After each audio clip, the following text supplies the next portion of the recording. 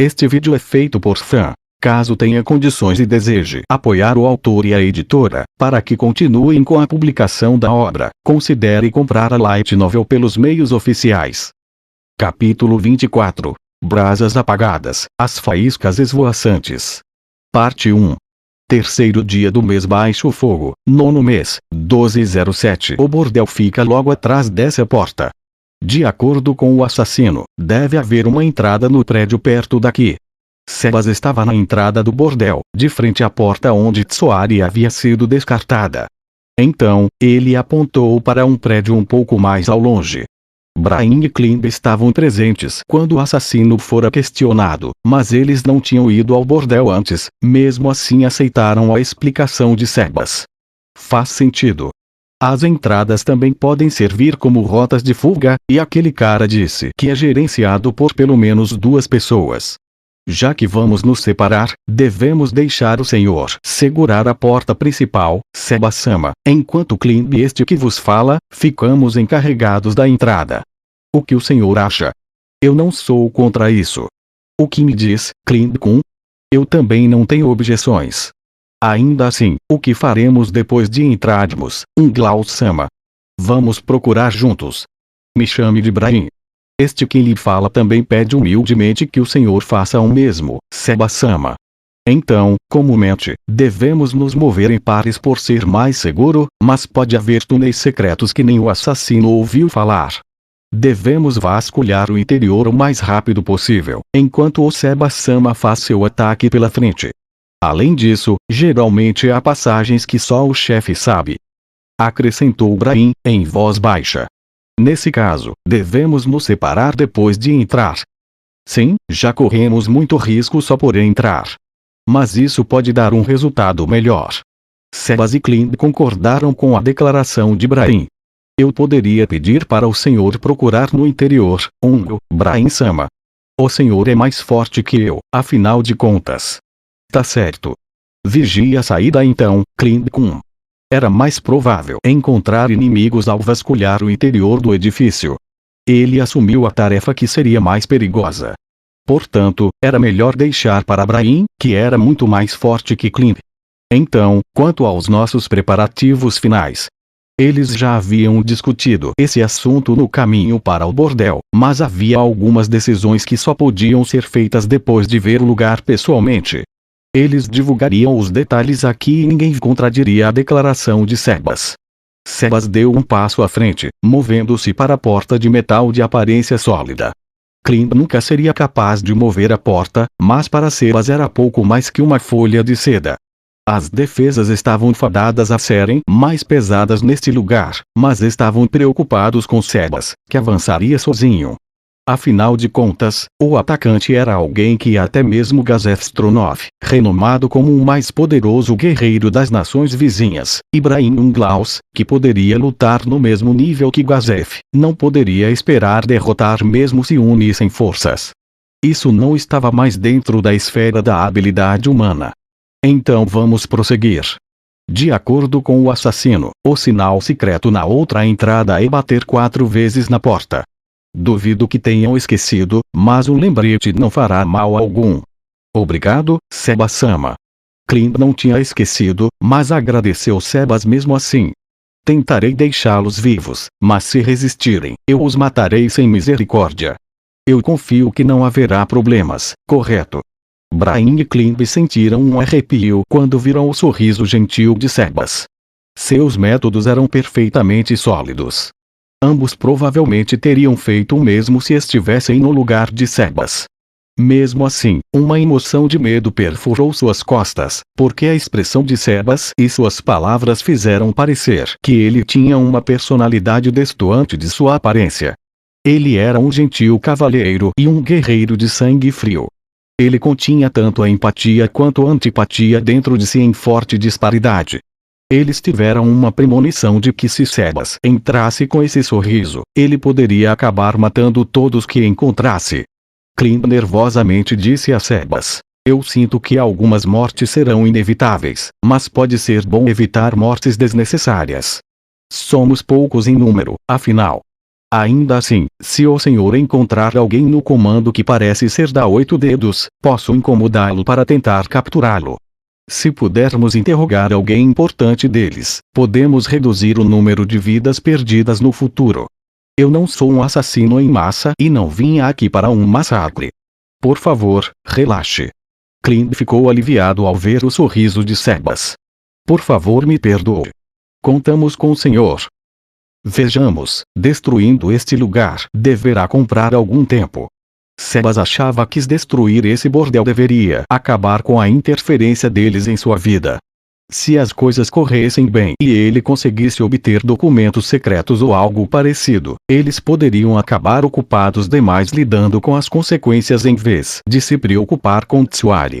No pior cenário, ele poderia dar a Tsuari uma chance de escapar nesse curto intervalo de tempo que conseguiria comprar. E quem sabe, poderia surgir alguma outra solução melhor. Há aquele comerciante em Irrantel que se aproximou de mim para uma conversa cordial. Me pergunto se ele poderia me ajudar. Mesmo que ela conseguisse se recompor, Tsuari ainda precisaria de alguém de confiança para ajudá-la. Essa era a única maneira que ela teria uma vida melhor. Sebas se virou para encarar a pesada porta de aço mais uma vez. Ele se lembrou daquele dia em que Tsuari foi descartada enquanto tocava a superfície da porta. Era feita de madeira e reforçada com placas de metal, tornando-a grossa e pesada. Ficou imediatamente aparente que um ser humano comum teria muitos problemas para quebrá-la sem o uso de ferramentas. Me pergunto se o Clint Kun está bem. Ele não estava preocupado com o homem chamado Brian Unglaus. Mesmo que ele cruzasse lâminas com Suculent, dificilmente perderia. No entanto, Clint era um assunto diferente. Não havia como Clint conseguir derrotar Suculent. Tinha sido ideia de Sebas invadir o bordel, então Clint, como alguém que oferecera ajuda, deveria estar preparado para sua própria morte. No entanto, Sebas não pôde deixar de pensar que o jovem e compassivo que só queria ajudar acabaria perdendo a vida por nada. Eu desejo que jovens como ele tenham uma vida plena. Essas palavras eram características de um idoso. No entanto, Sebas apenas foi esculpido sob a forma de um homem velho. Mas tecnicamente, Sebas era mais jovem que Clint, se contasse desde o momento de sua gênese até agora. Seria melhor se eu sozinho capturasse esse Suculent. Esse seria o curso mais ideal dos eventos. Espero que não se encontrem com ele. Sebas orou para os 41 Seres Supremos pela segurança de Clint. Se Suculent fosse o lutador mais forte aqui, era muito provável que ele fosse colocado contra Sebas. No entanto, se ele fosse um guarda-costas, ele poderia ser designado para escoltar sua carga para a segurança. Sentindo-se um pouco ansioso, Sebas segurou a maçaneta da porta, a girou e a maçaneta parou no meio do caminho. Naturalmente, a porta para uma empresa com instalações subterrâneas estaria fechada. Eu não sou adepto de abrir fechaduras. Infelizmente não há como evitar. Terei que fazer do meu jeito. Sebas murmurou para si um pouco frustrado. Depois abaixou sua postura e esticou a mão direita até ficar como um fio de uma lâmina, e então moveu a mão esquerda para frente com o punho fechado enquanto se posicionava. Sua postura estava imaculada, tão estável quanto as montanhas e tão pitoresca quanto um cedro de 1000 anos. E é arte. O que se seguiu foi uma visão inacreditável. Seu braço afundou na porta de metal, na dobradiça. Não parou por aí, o braço ainda fazia ruídos de moagem enquanto perfurava o metal da porta. As dobradiças rangeram alto quando foram arrancadas da parede. Sebas abriu a porta sem resistência. Mas, que porra é? Dentro havia uma passagem que terminava em 2 portas duplas. Na frente estava um homem corpulento e barbudo. Sua boca estava aberta e ele tinha um olhar retardado no rosto. A porta estava enferrujada, então tive que usar um pouco de força para abri-la. Seria bom lubrificar as dobradiças. Dizendo isso, Sebas fechou a porta. Ou melhor, seria mais correto dizer que ele encostou a porta no batente. Enquanto o homem ainda estava atônito em choque, Sebas entrou sem qualquer hesitação. Ei, que merda é essa? Que cacete de barulho foi esse? Mais vozes masculinas vieram de trás do homem de antes. No entanto, o homem que encarava Sebas não se incomodou com eles. Em vez disso, ele se dirigiu a Sebas. Bem-vindo. Completamente perplexo, o homem ficou parado enquanto Sebas se aproximava dele. As pessoas que trabalham aqui estavam acostumadas à violência. Contudo, a cena diante dele excedeu em muito o que havia encontrado em suas experiências anteriores. O homem sorriu para Sebas de uma maneira simpática, ignorando as perguntas a gritos feitas por seus colegas na retaguarda. Seu instinto de sobrevivência dizia que a melhor escolha seria agir com boa vontade para com Sebas. Ou não. Talvez ele tivesse reagido assim porque se enganara pensando que Sebas era um mordomo de um dos fregueses daqui. A visão de um homem corpulento e barbudo tentando manter um sorriso no rosto era bem difícil de suportar. Sebas sorriu em resposta. Um sorriso gentil e compassivo. No entanto, não havia nenhum traço de boa vontade em seus olhos. Era mais como o brilho mortífero e fascinante que reluzia ao longo do gume de uma espada afiada. Será que poderia me deixar passar? Um tump. Ou melhor, era mais um splat. Um som nauseante ecoou pelo interior. Até agora há pouco, um homem musculoso de armadura estava à sua frente. Ele pesava 85 quilos no mínimo. Mas agora girava no ar como uma espécie de piada, voando para o lado a velocidades invisíveis a olho nu. Seu corpo impactou violentamente contra a parede próxima e um som molhado, como lama jogada na parede, ressoou. O prédio inteiro balançou violentamente, como se o punho de um gigante tivesse atingido. Ó céus! Eu deveria tê-lo matado mais adentro. Dessa forma ele teria feito uma barricada melhor. Ah, bem. Mas estão vindo, então eu só preciso ter mais cuidado com os próximos. Depois de admoestar-se para não exagerar da próxima vez, Sebas passou pelo cadáver e se dirigiu para dentro. Ele abriu as portas e entrou além-sala. Era uma sala requintadamente mobiliada. Parecia mais que ele estava andando por uma casa vazia do que invadindo uma base inimiga. Havia 2 homens dentro. Seus olhos se arregalaram e suas mandíbulas caíram enquanto olhavam para a cena atrás de Sebas, para os enormes jorros de sangue que tinha pintado toda a parede de vermelho. O cheiro de álcool barato pairava no ar, um cheiro que nunca se encontraria em Nazarick. Misturou-se imediatamente com o fedor de sangue fresco, vísceras e merda, produzindo um odor repugnante. Sebas examinou a informação que obteve de Tsoari e do assassino, depois tentou descobrir a estrutura do edifício. Suas lembranças eram nebulosas e ela não se lembrava de nada importante, mas dissera a Sebas que o verdadeiro estabelecimento estava localizado no subsolo. O assassino não havia ido no subsolo, então sua informação a partir daqui seria imprecisa.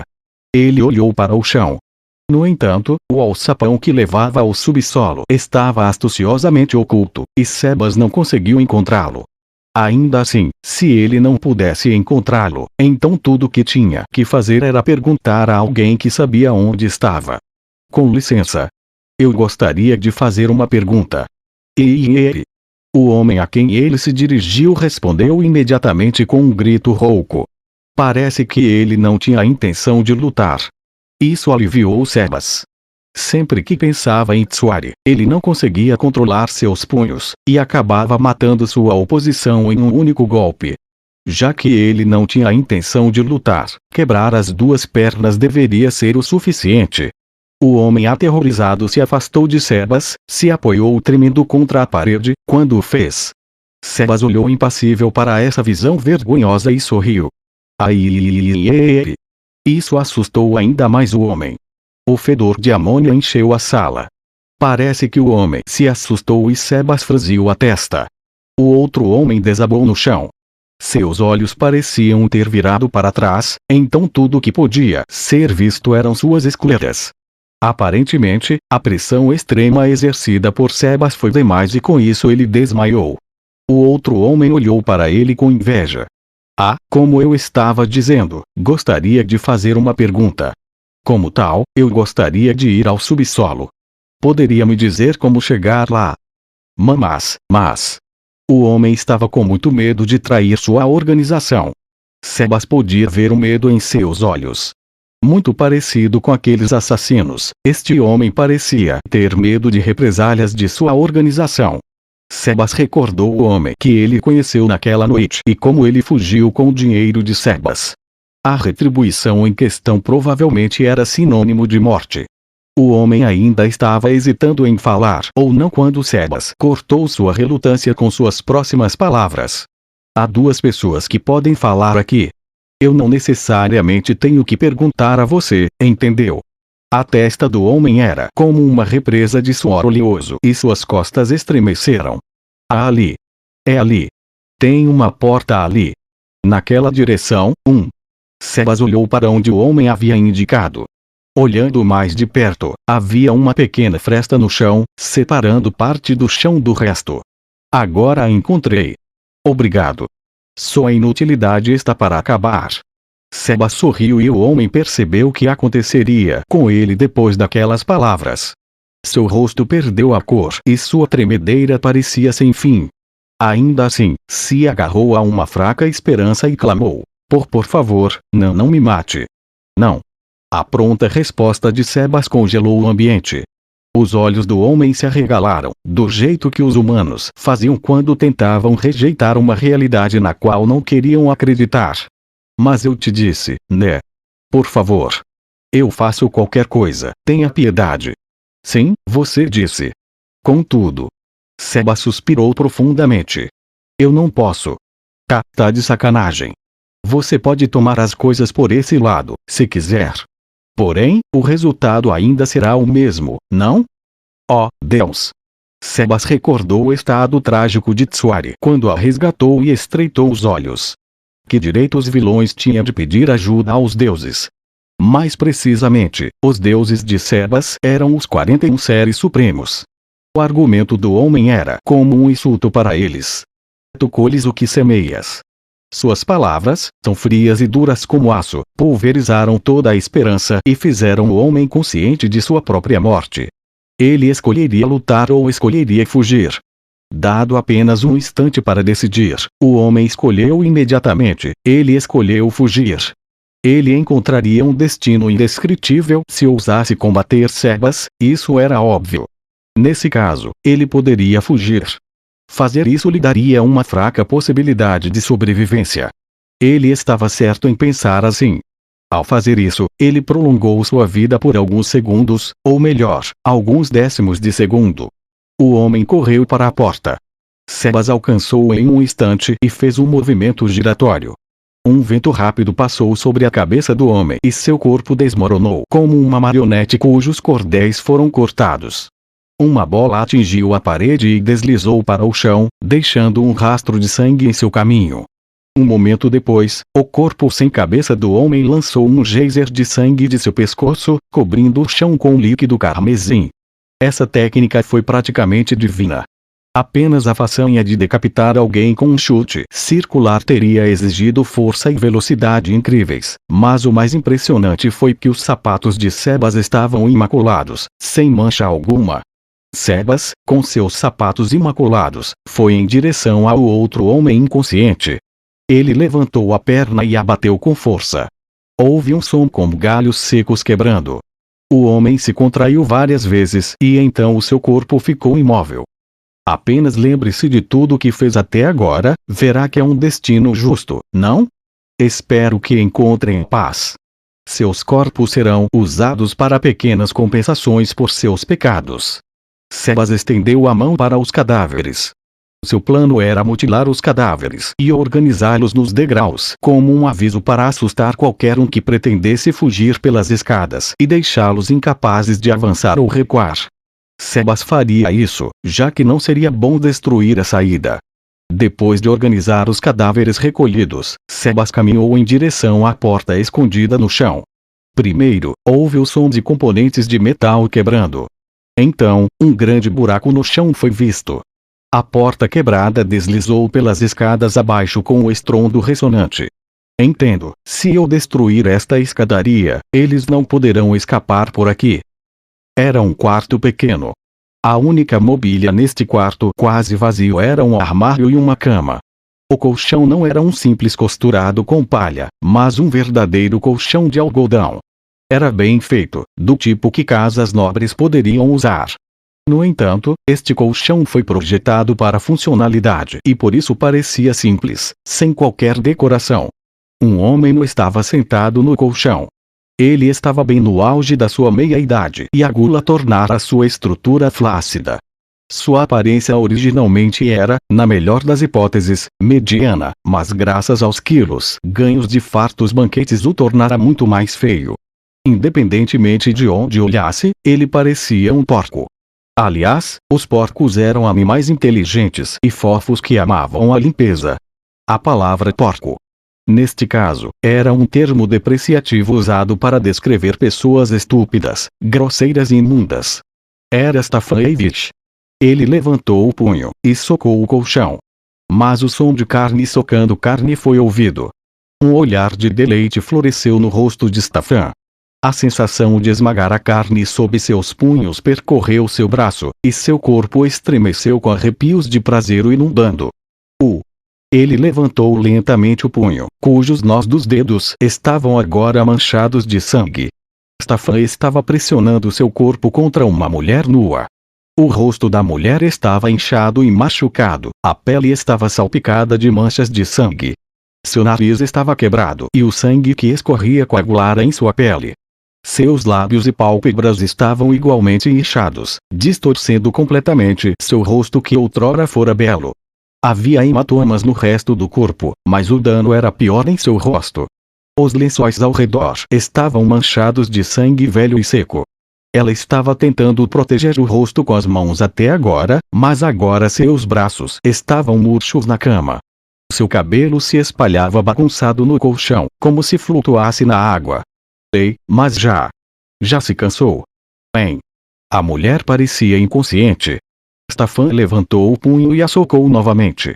Com um baque, seu punho se conectou com sua bochecha, e a dor subiu à mão de Stefan. Seu rosto se contorceu. Isso doeu, sua puta. Ele furiosamente a socou novamente. O colchão rangia com cada pancada de seu punho contra a carne. A pele já inchada da mulher se partiu, manchando os dedos de Stefan com sangue.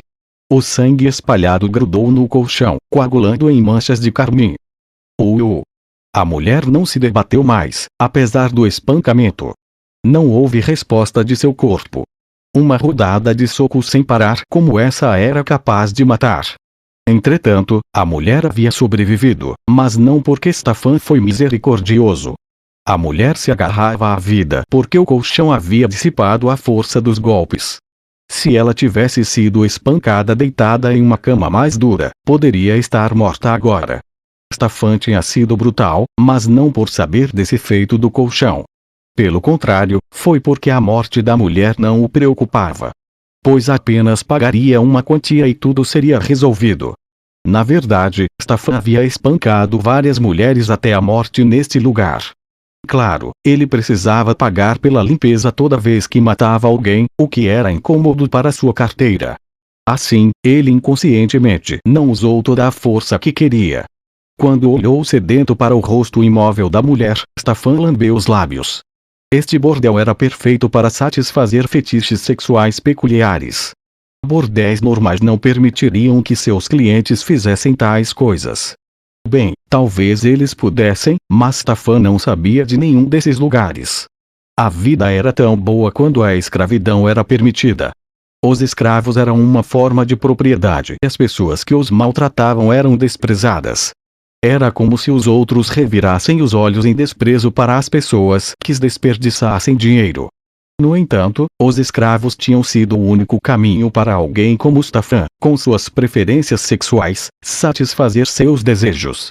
Sem eles, Stefan tinha sido forçado a saciar sua luxúria neste lugar.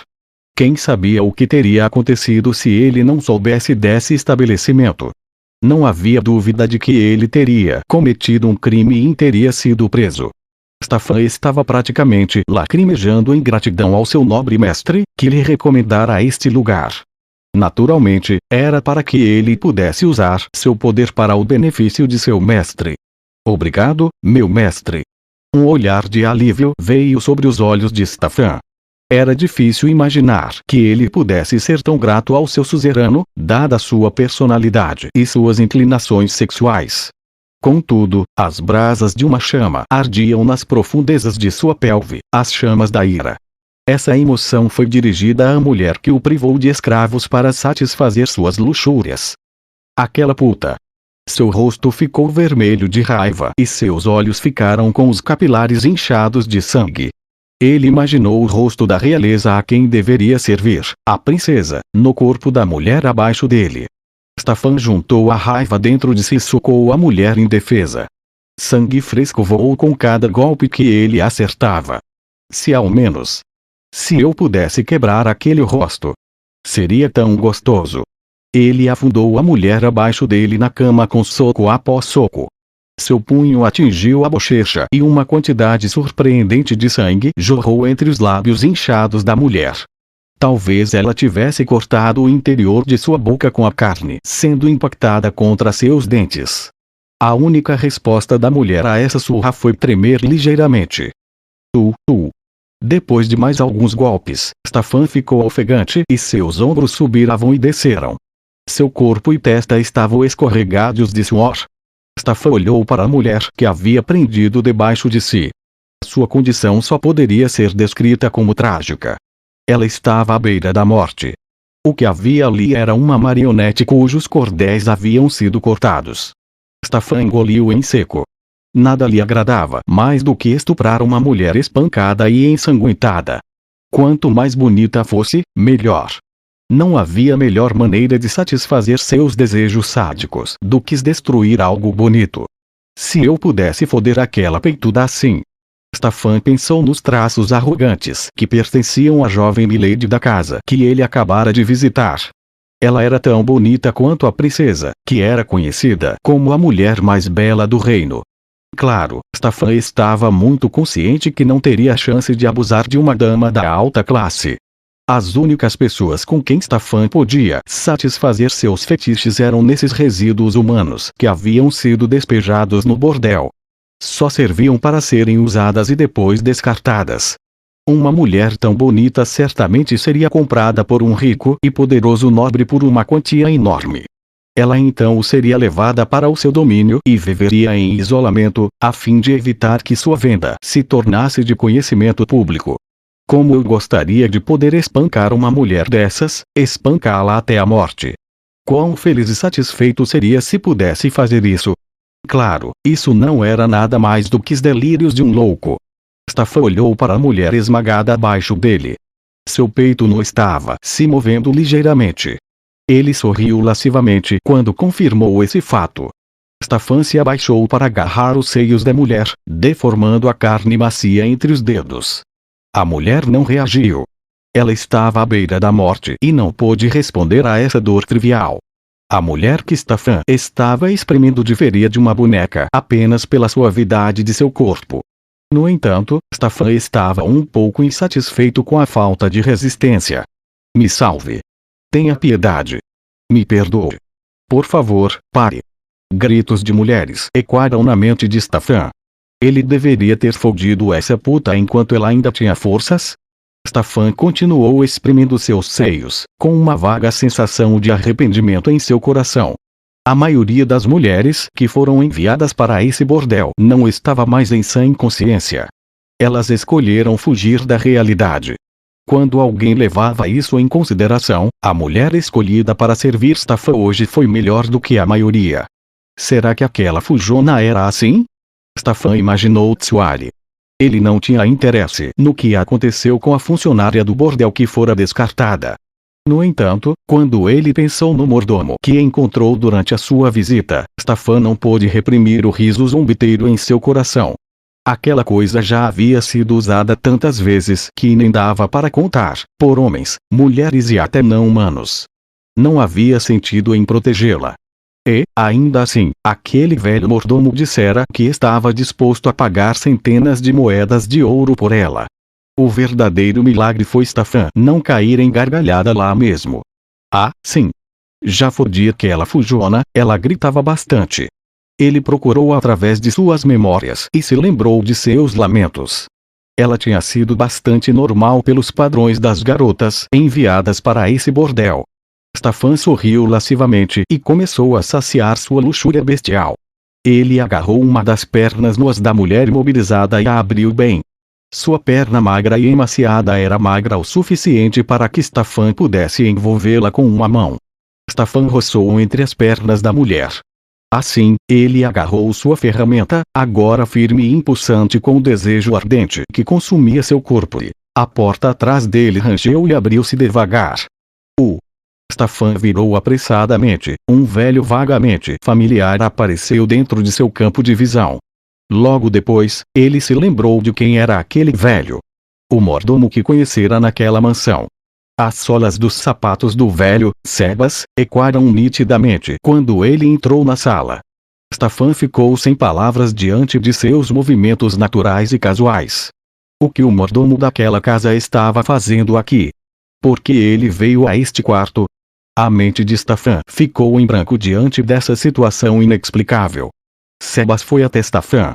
Ao se aproximar, ele viu a mulher esmagada sob o peso do homem. Depois disso, Sebas dirigiu um olhar incomparavelmente frio para Stefan. Então gosta de bater nas pessoas? O estranho humor no ar fez Stefan se levantar procurando por suas roupas. No entanto, Sebas se moveu mais rápido que ele. Um tvap ressoou nos ouvidos de Stefan, e então sua visão tremeu descontroladamente. Uma batida depois, a bochecha direita de Stefan ardia pela dor latejante que o preenchia. Ele tinha sido atingido, não, neste caso, seria mais apropriado dizer que ele havia sido esbofeteado.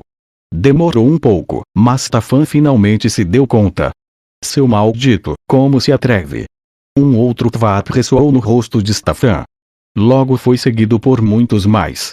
Esquerda, direita, esquerda, direita, esquerda, direita, esquerda, direita, pare. Stefan sempre foi quem bateu nos outros. Ninguém jamais bateu nele. Esses poucos golpes o deixaram em lágrimas. Ele levantou a mão para proteger seu rosto enquanto tropeçava para trás. Suas bochechas latejavam de dor, como se tivessem sido escaldadas. Cheio desbaçado. Chamou o Shabazer e soou. Suas bochechas inchadas e avermelhadas doíam sempre que ele falava. Qual seria o problema? Não vai safar de show. Idiota. Quem pensa que eu sou? Apenas mais um idiota. Sebas se aproximou de Stefan, que se arrastava sentado no chão e mais um tvap ecoou. Ele deu mais um tapa retumbante. Pare. Por favor, pare. Stefan cobriu o rosto como uma criança apanhando dos pais. Ele gostava de usar a violência, mas sempre usava nos mais fracos. Mesmo que Sebas parecesse ser apenas um idoso qualquer, Stefan não ousou levantar a mão para ele. Era covarde a tal ponto que só faria o seu movimento quando estivesse absolutamente certo de que sua vítima não poderia revidar. Talvez tivesse percebido a natureza covarde de Stefan, mas Sebas perdeu o interesse por ele e olhou de volta para a garota. Que trágico. Stefan correu de Sebas, que observava a garota. Idiota. Stefan fumegou. Seu velho idiota. Ele reuniria todos neste lugar para ensinar a esse velho uma dolorosa lição. Como Sebas se atreveu a atacar alguém assim? Ele não maneiraria na lição por ele ser um velho. Stefan se certificaria de que ele ficasse cheio de dor e medo. A imagem da mestra do mordomo, a garota de aparência angelical, apareceu na mente de Stefan. A mestra do mordomo teria que assumir a responsabilidade pelos erros de seu servo. Ele a faria suportar o fardo da dor que o velho lhe causara. Stefan ensinaria àquele velho o quão perigoso era o vespeiro que ele tinha perturbado. Quando esses pensamentos sombrios passaram por sua mente, Stefan saiu correndo pela porta, sua barriga de cerveja balançava sem parar. Gritando: Alguém! Alguém me ajude! Certamente um funcionário viria em seu auxílio se ele pedisse ajuda. No entanto, suas esperanças foram frustradas no momento em que entrou no corredor. O corredor estava em um silêncio sepulcral. Era como se ninguém estivesse por perto. Stefan olhou em volta nervosamente, ainda nu. O bizarro silêncio do corredor encheu de medo. De relance, havia várias portas em ambos os lados. Era natural que ninguém lhe respondesse. Este lugar atende a clientes com gostos exóticos, perigosos, na verdade. Assim, todos os quartos eram acusticamente isolados.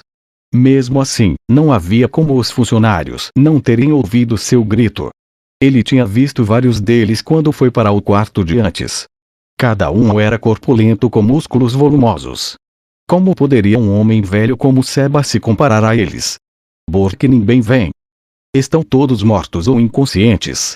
Disse a voz calma que respondeu ao lamento de Stefan. Virando-se para trás, Stefan viu Sebas parado serenamente atrás dele.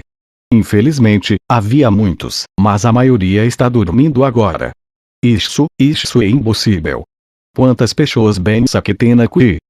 Havia 3 que pareciam empregados do terro e mais 10 no subsolo. Havia outros 7 como você. Por que está falando asneiras? Stefan olhou incrédulo para Sebas. De todo modo, ninguém no andar de cima ou no de baixo pode salvá-lo. Mesmo que alguém acorde, eu já quebrei seus braços e pernas. Tudo que eles podem fazer é rastejar como lagartas. Stefan ficou totalmente chocado. Impossível, ele pensou, mas o silêncio dentro do bordel provava a verdade das palavras de Sebas. Enfim, não acho que haja necessidade de poupar sua vida. Sendo esse o caso, por favor, morra. Sebas não sacou uma espada nem preparou qualquer tipo de arma. Ele simplesmente caminhou até Stefan em silêncio, como se fosse a coisa mais natural do mundo. Essa indiferença só serviu para assustar Stefan ainda mais, porque ele sabia que Sebas realmente o queria morto. Espere. Esberere. O que vê buer, o dinheiro. Te dou meu dinheiro. Sua fala está muito embolada. Mas acredito que está tentando me oferecer um incentivo financeiro, é isso? Entendo, não estou interessado. Porque está fazendo isso? O que fiz para merecer isso? Porque eu tenho que morrer? Stefan finalmente disse a mensagem que Sebas esperava receber. Você não sabe, mesmo depois de procurar em seu coração? Stefan considerou tudo que ele tinha feito até agora. O que ele fez de errado? Sebas suspirou. Entendo. Assim que disse isso, Sebas chutou Stefan no intestino, que por sua vez foi arremessado longe. Então é isso que querem dizer quando falam que algo não vale a pena ser mantido vivo. Stefan foi preenchido com uma dor imensurável quando vários de seus órgãos internos se romperam.